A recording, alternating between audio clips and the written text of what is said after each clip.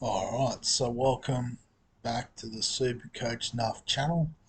In today's video, just going to have a bit of a look at the percentage ownership of players as of the 21st of February. Just had to check the date there.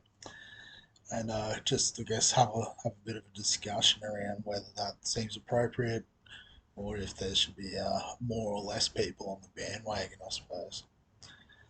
So it might be easier if we go by position, and I'll probably just hit the top 10 or so of each one, um, just depending on how it goes.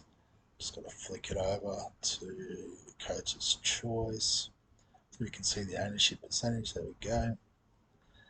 So I guess number one in the hooking spot, Brandon Smith, probably rightly so.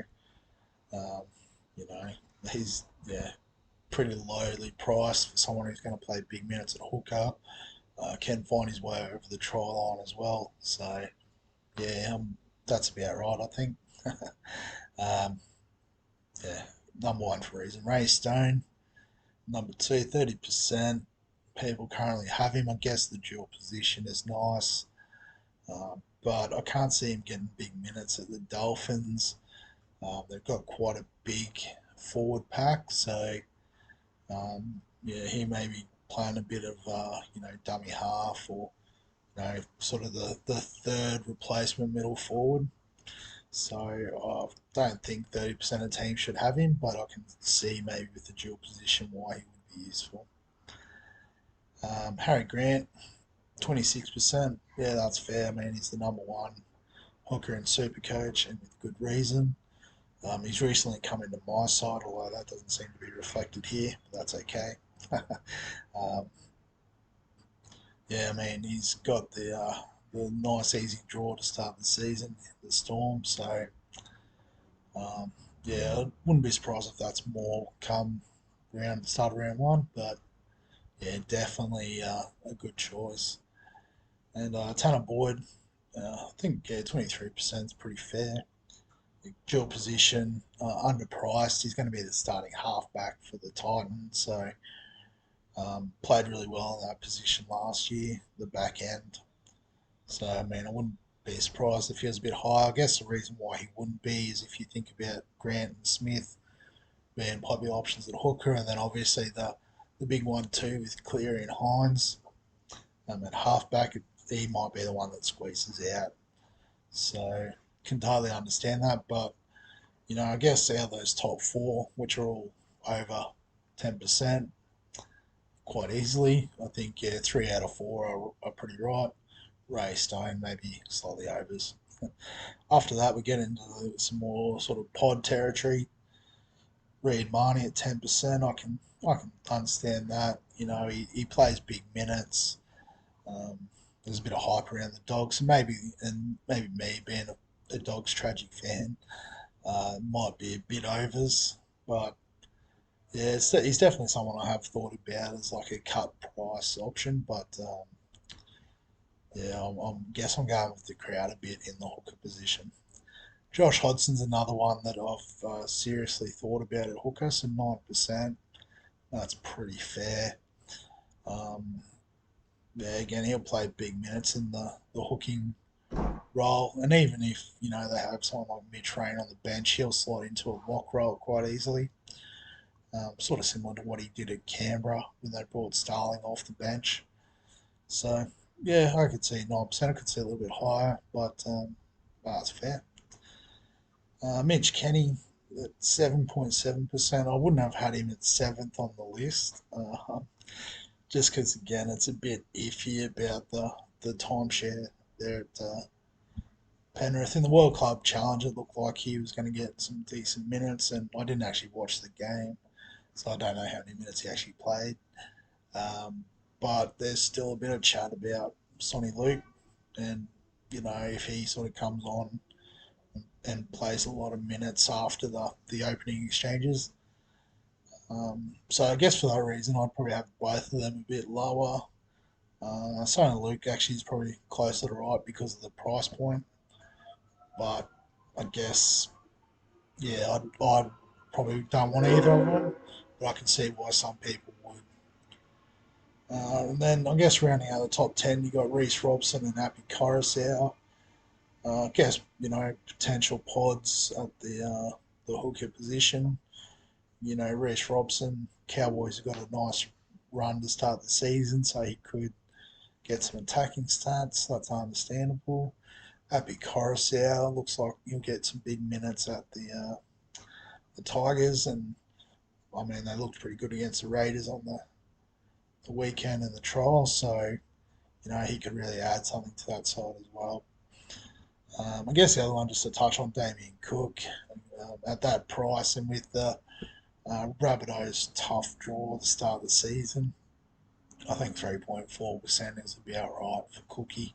That'll definitely increase though as the season progresses. So we'll move on to the front rowers.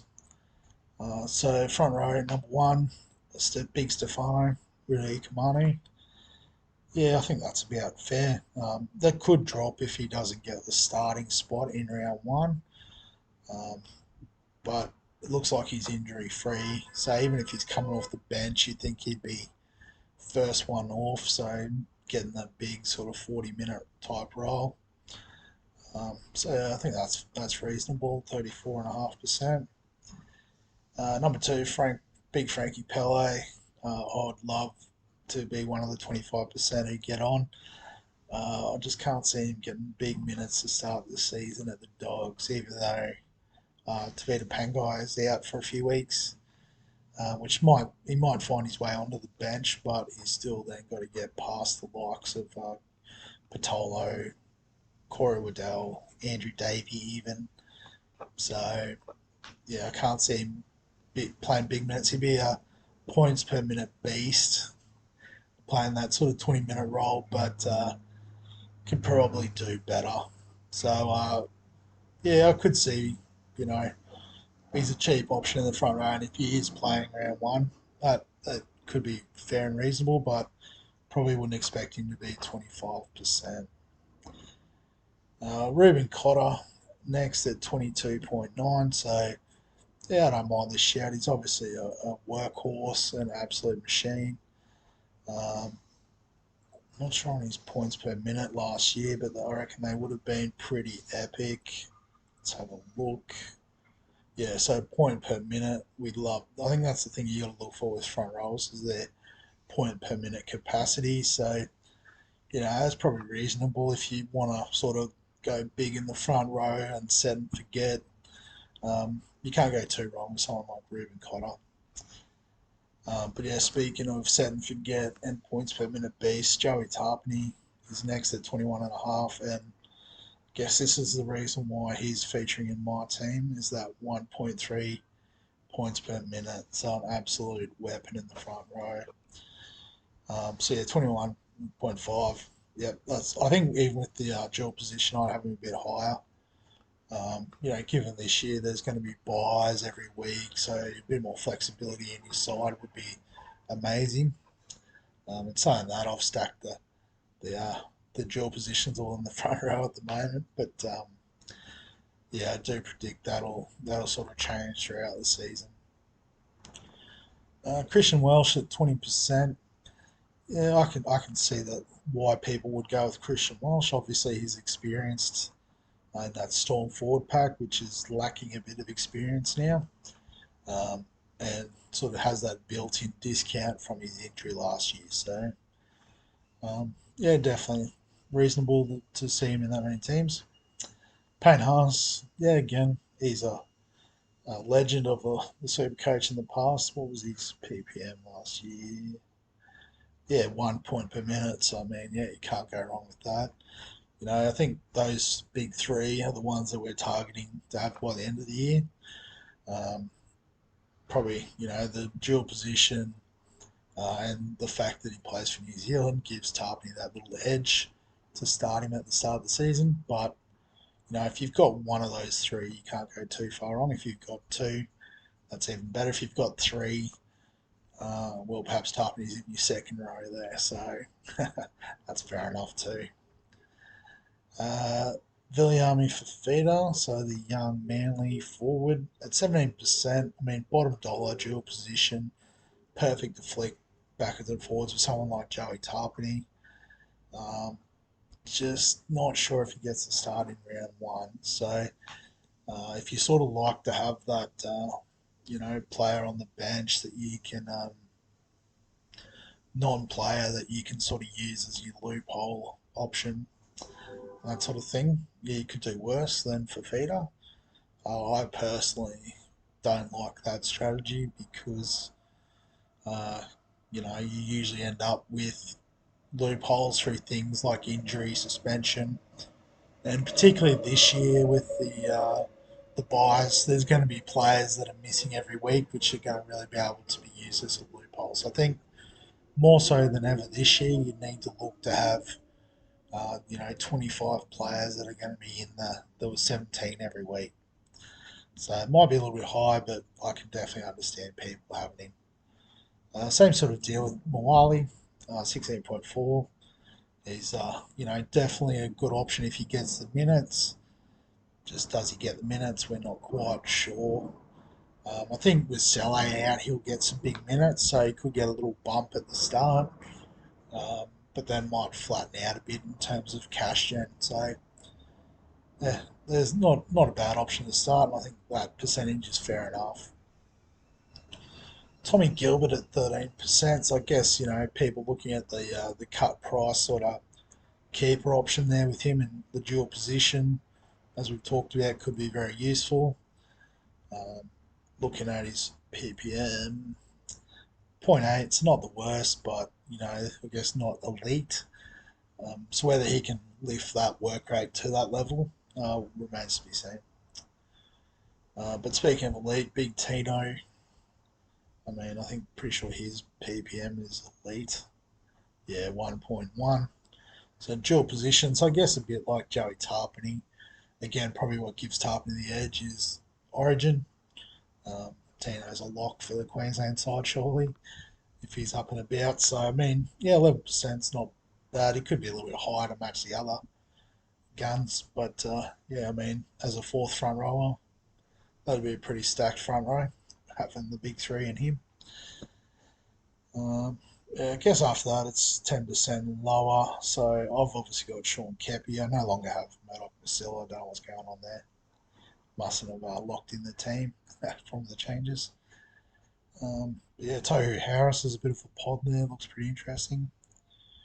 Safidi, a few people on him. I have been, and I can see why. But yeah, that's probably about it for the front row.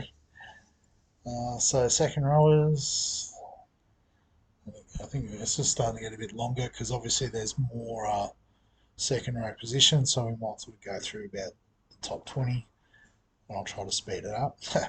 But Schuster, yep, playing 80 minutes for the Eagles, going to be playing some attacking footy.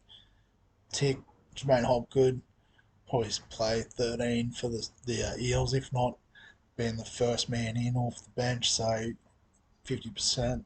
Cool. Talked about Ray Stone. Cam Murray, yep, so 30%. Um, yeah, probably have him pegged early for number one for the season in the second row. The Rabbitohs do have that tough draw at the start of the year, so um, that means big minutes for him, big workload.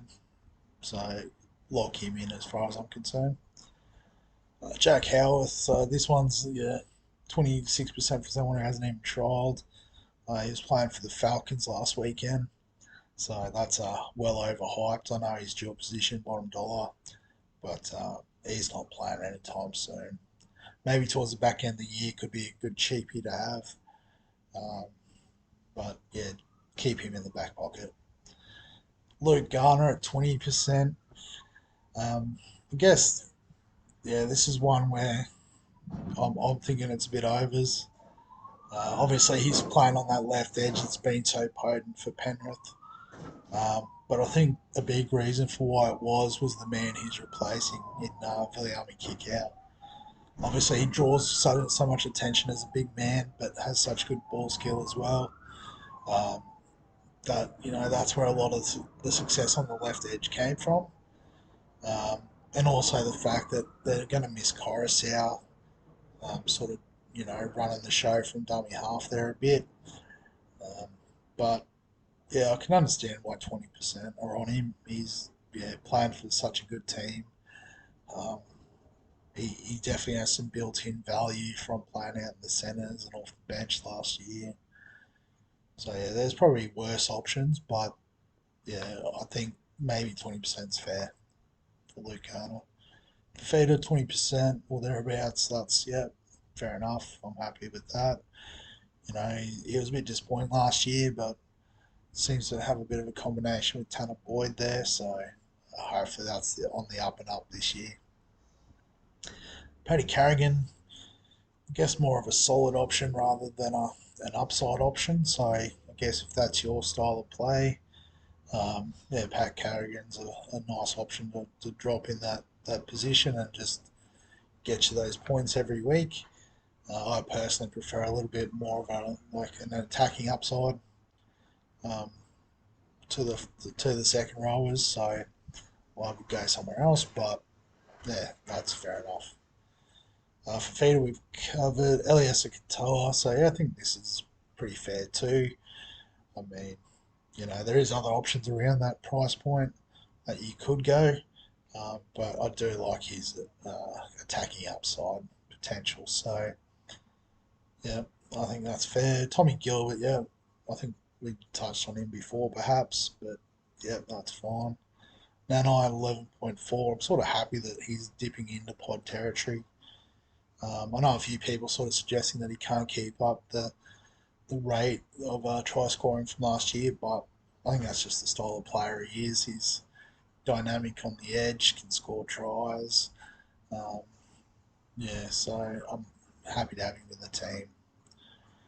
Sean Bloor, this is, I guess, going to be an interesting one to see how long it takes John Bateman to acclimatise in the side.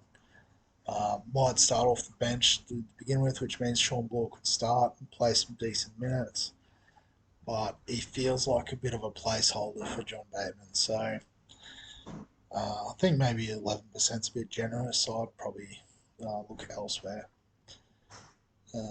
Tino, we've touched on. I don't think we talked about Jack Hetherington or Murdoch Masilla previously. So Jack Hetherington's been injured all pre-season, so he might be an option in a few weeks if we're starting to look for a downgrade or a correction option.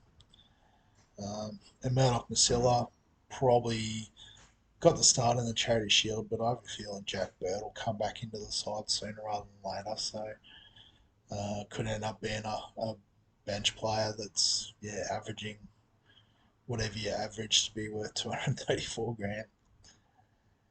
Teague Wilton's an interesting option. I'm a little bit scared about Wade Graham on the bench, but I can see why people would go for him as a bit of a pod option in the second row.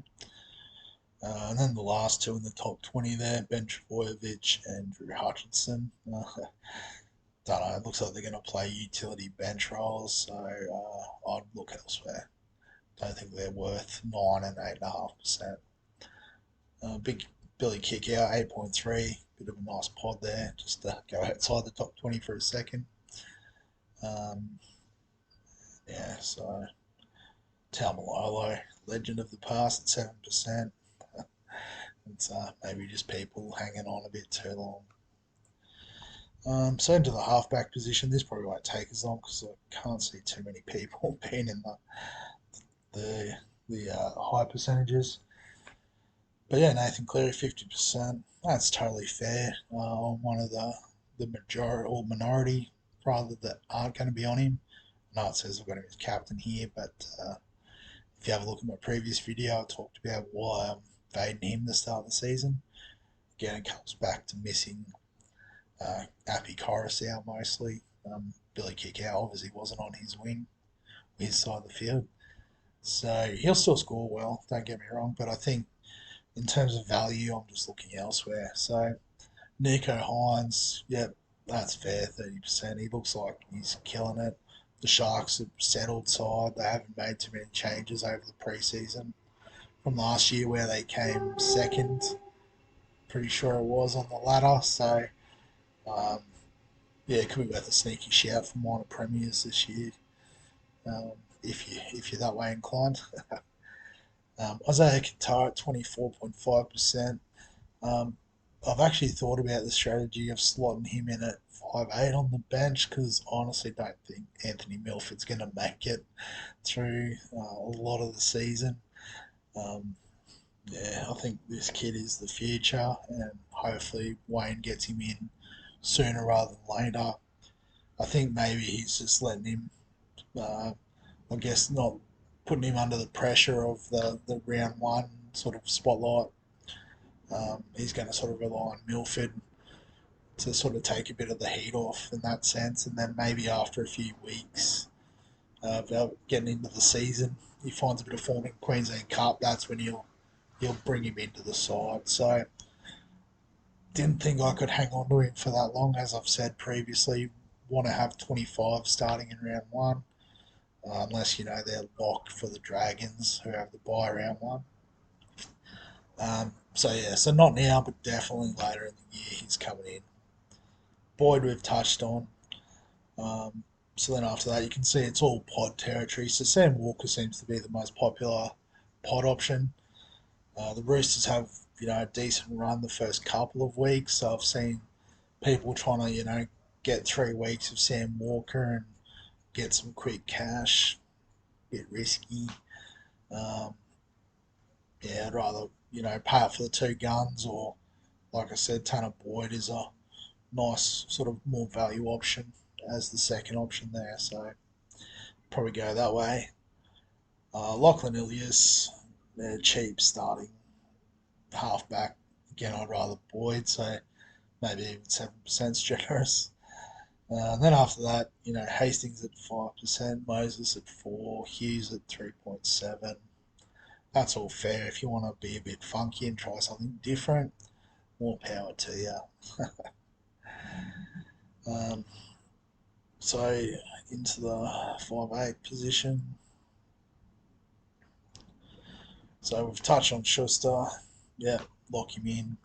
Matt Burton is I guess, the most popular out and out 5'8", and I agree. Obviously, massive man crush on Matt Burton, even when he was with the Panthers, but now more so he's in the blue and white. But yeah, showed some good form in the second half of the season. The Bulldogs have got a decent hooker, and he's got a big Billy Kickout outside of him, so yeah, I can see that value going up pretty quickly. So I think that's fair that he's in the over a third of sides. Adam Dwayne, or Dewey, however you say it, at 21%.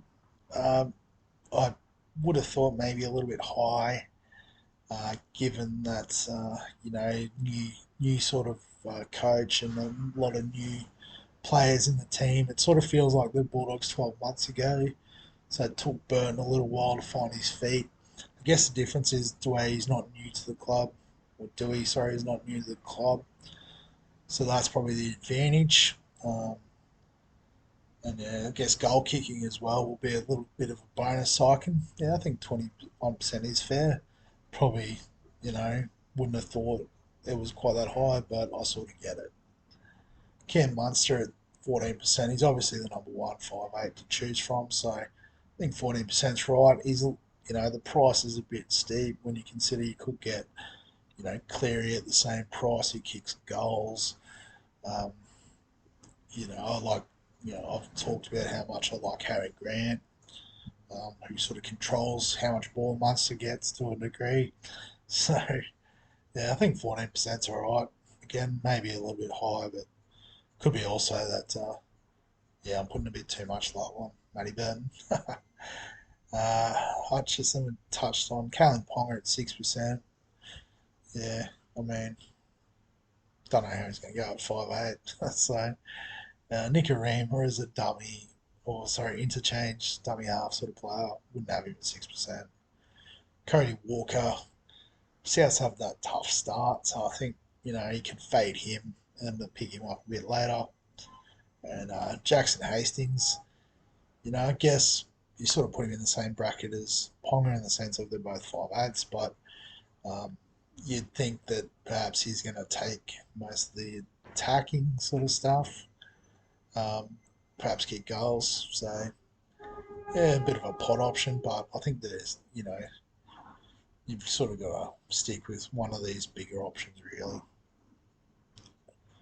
unless somehow you found a way to slide Schuster to second row, and then you can go absolutely bananas at the second in the R5A position. All right, so centre wing. So this is probably, I guess, some of the more controversial opinions, but not the first few. Alamotti, yeah.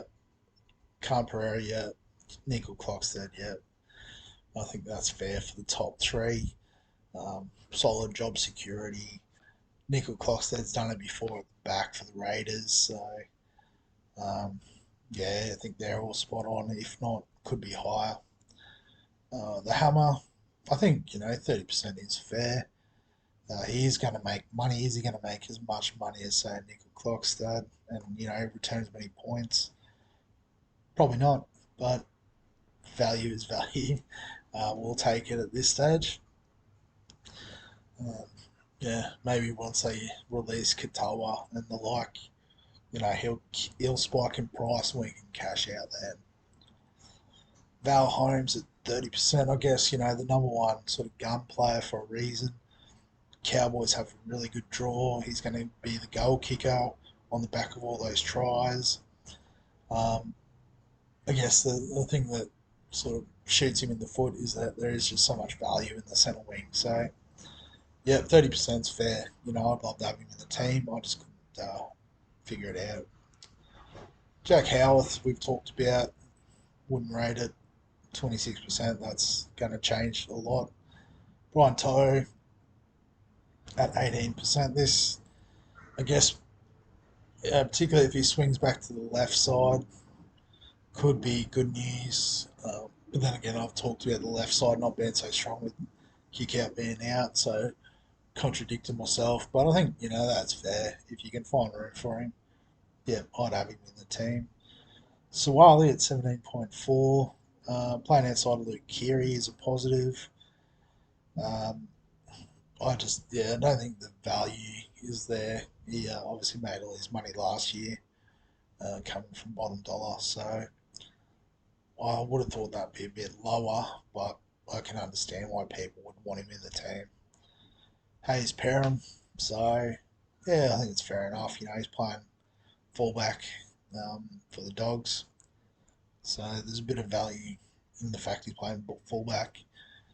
His trial form hasn't been great, and I guess out of all the cheapies, he's at the higher end too, which automatically reduces the amount of value he could make.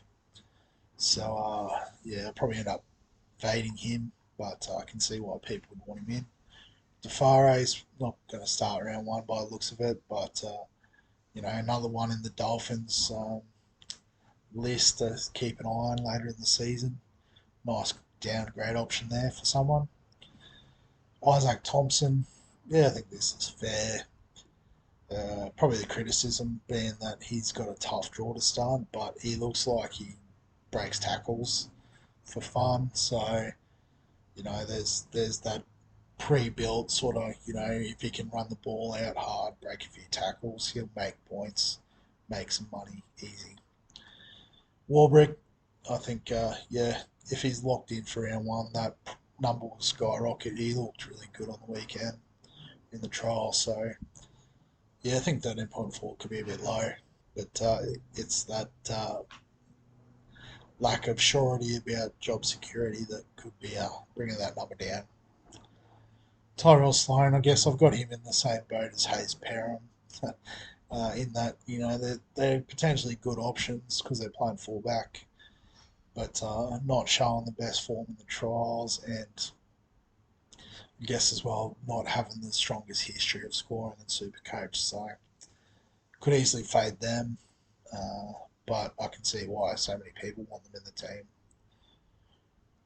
So Remus Smith, I think, yeah, it's not bad. He's quite lowly priced, so he will make money. Um, And he could hit a spike week just as much as any of these other guys. Melbourne do have a good start this season, so he's not someone I've really thought too much about. But 13% of people have him, and that's reasonable. Same sort of deal with Tommy Talau. I guess you could interchange these two. They're both playing centre. The teams look reasonably attacking. Um, yeah, so I can see 12.7%. That's good. I know Carr probably a bit overs. I would have thought 12%. Obviously, he's on the end of that sort of nice looking left hand edge for the Dogs with Burton, kick out Alamotti. So he'll definitely score tries, but he only scores tries. So he has definitely lifted his work rate since moving to the Dogs, but he's just not really a tackle breaker. So I'd probably fade him at 12%. Cobbo, if he could get the fullback spot, that would be way ups. Yeah, I think 12% is about right for Cobbo. I probably wouldn't consider him in the team. Just I think there's better um, locks in terms of the guns at this point in the centre wing. But there's a lot of Broncos fans out there, so that's probably explains that. Then Hayes Dunster, not sure if he's starting round one, so cheap option if he's in. So 10% is about right at this point. Reuben Garrick, yeah, goal kicker for Manly. Could play fullback if it all goes wrong for Tommy Turbo. Although it looks like young Weeks looked pretty good in the spot in the trial. So um, yeah, I think 10% is fine as a pod option um, to start the season. And Bailey Hodgson, I don't think he's in the line for the the Knights. So 9.3 is way too much. Stags and Manu there as pod options as guns. Guess Stags sort of comes up every year, sort of that cheaper price point for a potential high score. But I guess he's at that price point for a reason, based on his average. Joey Manu is potentially out anyway, but yeah, I mean his average is affected by games at fullback and 5'8", so unless he makes a permanent shift, he's probably a fade at the start of the year. Alright, so last position, fullback. So we've got Tedesco, 41.5%. I mean, he's a gun. That's fair. Could be more, could be less if you like someone else, but I've gone with him and happy to have him. Tommy Turbo at 35%. I think that's fair. He is going to start the season, so don't worry about that injury cloud. Um, and I can see why people wouldn't want to include him. He's an injury risk, but hopefully going to the gurus in America, he's sorted out those hamstring issues. Latrell at 15%, don't hate it. As tough as the opening draw is, he fires up for big games. He kicks the goals for South as well, so that's always a nice little boost. Yeah, I don't think you can go too wrong if you've got him, but I can see why people have not gone with him to start the season. Most of these guys we've already talked about, so we'll skip down to Lockie Miller. Um, Probably paying a little bit of overs because he obviously did so well at the Sharks last year. Um, but yeah, I mean, he'll make some good points. Don't know if he'll make a lot of cash though, so maybe one for the centre wing. But I guess the next one there for the centre wing, Taruva. Now that Taylor May's out for the year and he's been given centre wing status, that 6.9% will go up a lot, I would have thought. He's one I'm bringing into my side, so yeah, that'll definitely boost up. Um, and then I guess Drinkwater and Walsh as pods. Yeah, Drinkwater at that Cowboys run we've talked about.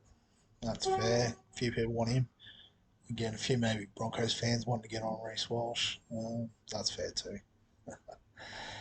All right, and then after that, we're sort of into real pod territory. So Nick Meaney at 4.1 might be a big pod. If I could find the funds, I wouldn't mind including him in the team with Melbourne's, soft draw to start, playing fullback for about 8 weeks until Paps is back. That would be pretty nice to get on if you could. But yeah, we'll finish the video there. I guess, like I said, those are my thoughts. If you have some different thoughts, or I've missed someone obvious that you think will either rocket up in value, I think we went through the top ones, so we won't worry about the ones going down in value too much. But you might have some strong thoughts, so feel free to comment on this video, like and subscribe to the channel as usual. And other than that, thanks for watching, and I'll see you in the next one.